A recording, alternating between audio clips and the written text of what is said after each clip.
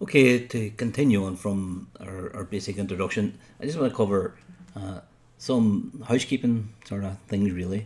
And one of the questions you get asked at the beginning is the code, the lines, is the position of the lines relevant or important? In other words, what happened if read key came before write line? Well, it wouldn't cause the program to crash, it would compile okay. But if I copy that or cut it from there and paste it on, so it's just before this, you could probably guess what the outcome would be like. If we run it, you can see that we don't see a message. Now that's because during the execution of the program, we're now sitting at this console.read key. We haven't got this far yet. After I press read key, I will then get to this. And you might have seen press any key to continue flashing up there and going away fairly quickly because there was no other command after that. So in this case here, it wasn't important in the run of the program. In other words, the program still worked, but it was pretty useless as a message to a user. If I copy the console.read key and paste it in, so I've got one before and one after, and run that, you see I'm sitting at the first one.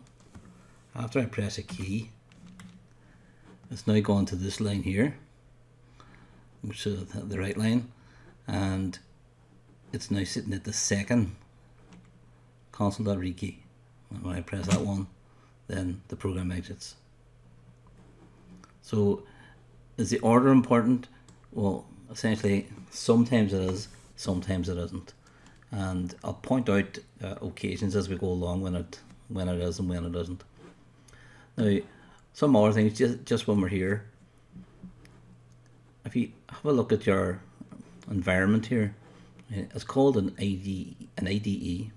It stands for an Integrated Development Environment. So technically, we could write programs in something like a basic word processor, text editor, and have them compiled and executed by a computer. But these integrated development environments that have been around for quite a number of years now will integrate all the stuff inside the same package. So not only do we have a text editor where we can write code, we can also run it, test it, debug it, all from within the same integrated development environment. So that's been a very useful development in programming. We also have things like color-coded words, like you can see keywords here are in this sort of lilac-y, not even lilac, called turquoise, a blue colour anyway, and we have other ones that are like more of a royal blue kind of a colour, and we have things in red. You can customise and change these here yourself. I tend to just go with the defaults. A couple other things one of the important things on the programming side of things is this indentation that you see. The indentation is really to make this human readable. The computer itself, the compiler that converts this code into a form the computer can understand, isn't concerned with spaces. So if all this code was just up against the left hand side, it wouldn't confuse the computer. But if you can imagine, whenever you have thousands of lines of code here, for a human to read through it, to debug it, look for an error, add new functionality, it's going to make it more difficult. So the general rule is you indent your code whenever it belongs to something else. Now that probably means very little to you at the minute, but you'll see as we go along, whenever we're inside conditions and loops and things like that, we indent the code to show that it belongs to something else. In this case here, this whole section static void main is inside this class program, so it's indented to show that it's inside that class program. The whole way down to the closing brace here is inside this namespace first, so again the indentation to show that. And our two commands are part of static void main, and we indent to show that. Now the other thing, on the right hand side here of the IDE, I've got two windows open at the minute. One's for Solution Explorer and one's for Properties.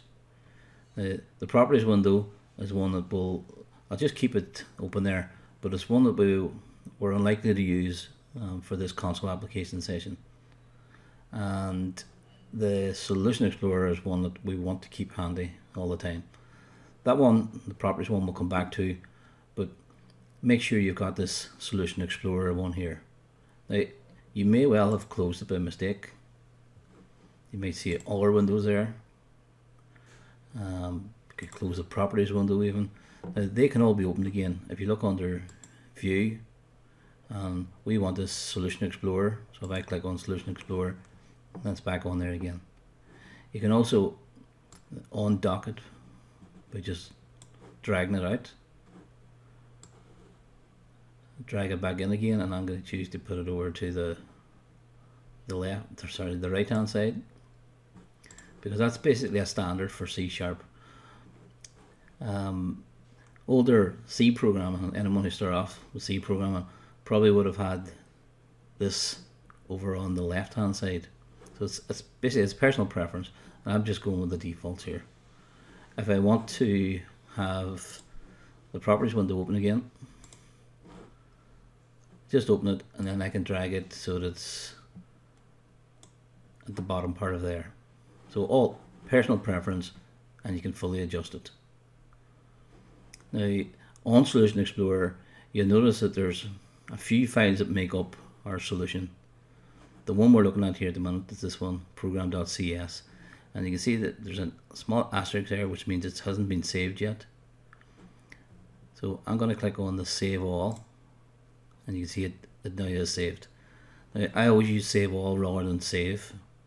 Never use Save As, because you might end up saving it somewhere separate to where your solution file is, right? And that can cause problems if you're copying your solution to take home and work on it. Now, at the minute, if I was to close that program.cs, in other words, if I opened up Visual Studio and I had this but nothing here, well, we just double click on program.cs to open our main program again. All these other files are important. We need them there. We can't run it without all those other ones. As we go along, you will have separate files here. So using Save All, that's a good habit to get into, because you'll save all your files rather than potentially just the one. Now that that's saved, there's a couple of ways that we can open up like an existing application. So if I close that, and I'm going to launch Visual Studio again, and I want to open a project. Now, in this case here, I'm going to browse to where I saved mine, and mine was on my desktop in a folder called Temp and a folder called Programming, and I called it First, and you can see it's created a folder called First for me. So if I double click to open that folder, there's other files in there, but the one I'm looking for is a Microsoft Visual Studio solution.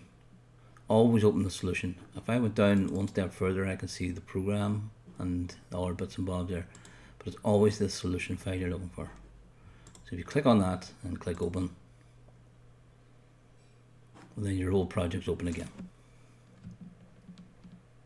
If you don't have Visual Studio open, you can browse to where the folder where your solution file is, and double click on the solution file, and it will open Visual Studio and your solution all at one time. So handy to know that. And if you want, I'll just open up, I'll just open up where my solution actually is. Okay, it's in this folder called Programming, and it's called First. So if I want to take that home with me or move to somewhere else, I just take the whole folder. So you would copy that whole folder onto like a memory pen, and then take that whole folder from the memory pen onto your computer at home. And then when you're bringing it back again, do the opposite. But never go in here and take individual files. If you go and take that solution file, it won't have the program file. It won't know what to do. So take the whole lot. So that's just a bit of housekeeping, and we'll move on with more programming in the next lesson.